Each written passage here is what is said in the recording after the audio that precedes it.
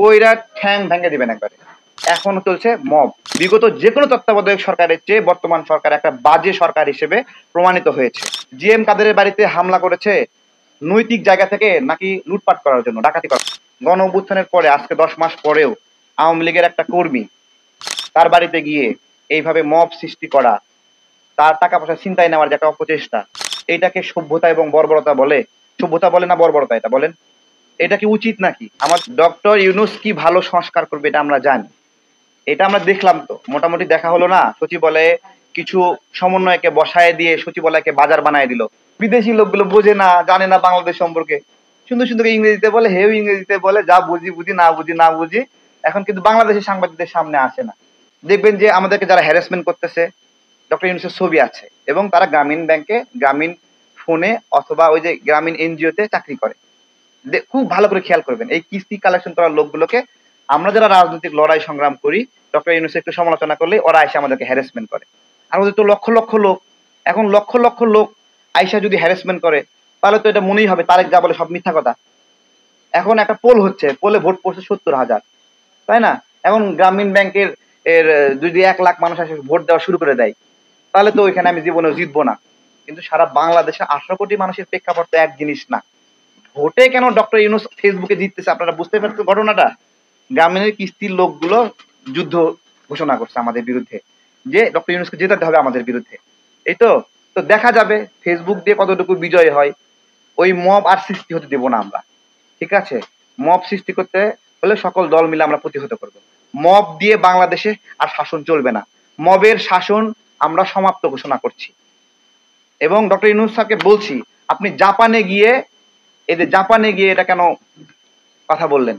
জাপানে গিয়ে খুব ফ্রি স্টাইলে সাংবাদিকদের সামনে প্রশ্ন করছেন, উত্তর দিচ্ছেন। বাংলাদেশের সাংবাদিকদের সামনে প্রশ্নোত্তরের সম্মুখীন হন না কেন? হন না কেন? দেশি মানুষের দেখলে ভয় লাগে, কি নাকি বলে থাকে। বিদেশি লোকগুলো বোঝে না, জানে না বাংলাদেশ সম্পর্কে, সুন্দর সুন্দর ইংরেজিতে বলে, হেউ ইংরেজিতে বলে, যা বুঝি বুঝি, না বুঝি না বুঝি।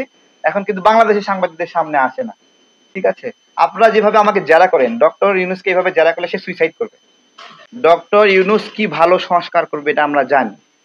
এটা আমরা দেখলাম তো, মোটামুটি দেখা হলো না? সচিবালয়ে কিছু সমন্বয়কে বসায় দিয়ে সচিবালয়কে বাজার বানায় দিল। এটা তো একটা প্রাথমিক 9 মাসের পরীক্ষায় আমরা দেখলাম যে সচিবালয় কেন্দ্রিক কি অরাজকতা তৈরি করেছে, জেলা প্রশাসক কেন্দ্রিক কি অরাজকতা তৈরি করেছে, গরুর হাট ইজরা, বাজার নিয়ন্ত্রণ, বিভিন্ন কিছুতে কি অরাজকতা করেছে, এটা আমরা সবই দেখেছি। এটা একটা লিটমাস এক্সামিনেশন হয়েছে ডক্টর ইউনূসের জন্য। এই লিটমাস এক্সামিনেশনে ডক্টর ইউনূস ফেল করেছে।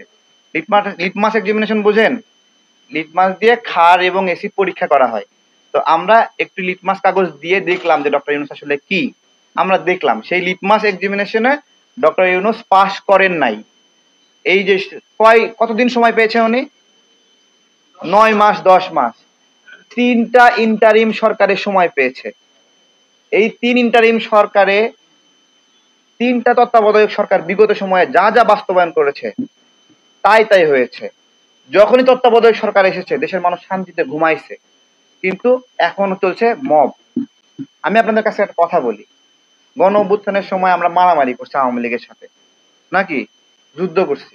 গণ অভ্যুত্থানের পরে আজকে 10 মাস পরেও আওয়ামী লীগের একটা কর্মী তার বাড়িতে গিয়ে এইভাবে মব সৃষ্টি করা, তার টাকা পয়সা ছিনতাই নেওয়ার যে একটা অপচেষ্টা, এইটাকে সভ্যতা এবং বর্বরতা বলে? সভ্যতা বলে না বর্বরতা এটা বলেন? এটা কি উচিত নাকি? আমাদের কি বলে, গতকালকে ওই যে জাতীয় পার্টির জিএম কাদেরের বাড়িতে হামলা হচ্ছে, মব হচ্ছে। আপনাদের কাছে একটা প্রশ্ন করি, জিএম কাদেরের বাড়িতে হামলা করেছে নৈতিক জায়গা থেকে নাকি লুটপাট করার জন্য, ডাকাতি করার জন্য? বলেন তো, জাস্ট উদ্দেশ্যটা বলেন। তার বাড়িতে টাকা আছে, টাকাগুলো নিতে হবে, এছাড়া কোনো উদ্দেশ্য আছে বলেন? এছাড়া কোনো উদ্দেশ্য নাই। যেখানেই মব হচ্ছে এর পেছনে অর্থনৈতিক কারণ রয়েছে। গুলশানে 3 কোটি টাকার জন্য এইচটি ইমামের সাবেক পুত্রবধূ যে ডিভোর্স দিয়েছে তার বাড়িতে গিয়ে হামলা করেছে। বলেন এগুলো কি অ্যাকসেপ্টেড?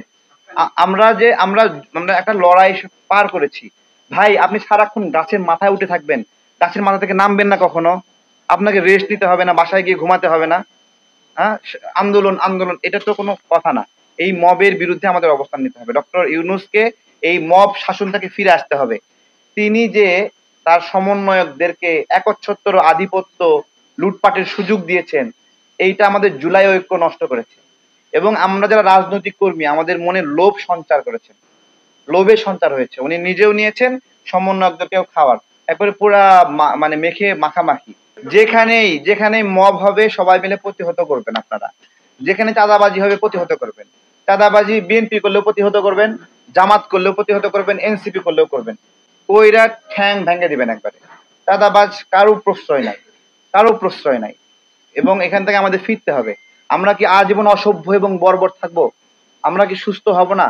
আমি ধন্যবাদ জানাই আমাদের রাজনৈতিক দলগুলো যারা আছে, তারা নিয়ন্ত্রণ করার চেষ্টা করছেন, বহিষ্কারের পরে বহিষ্কার করছেন, এটা করছেন। হয়তোবা অনেক কিছু নিয়ন্ত্রণ করতে পারছেন না, কিন্তু এইটুকু সন্তুষ্ট হওয়ার মতো না, সন্তুষ্ট হওয়ার মতো না।